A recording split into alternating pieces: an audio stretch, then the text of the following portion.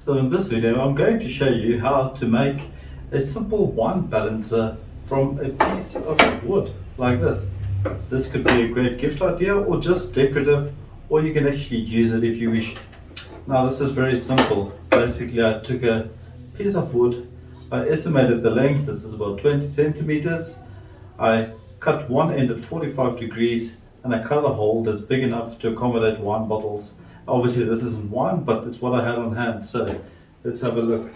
Basically take the stand, put the bottle in the top like so, and just find the sweet spot where it balances perfectly like that. And once it balances, it's fairly stable. Let's just find the sweet spot again. There we go. And you can move it around like so. Put it like it is. You can shove it a bit there at the bottom on this side.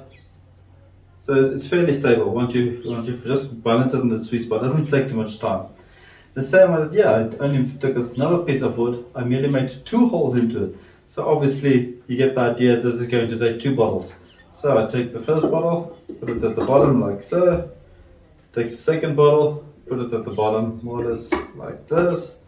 See, almost immediately, look at that. Without much trouble. And it stands just like that.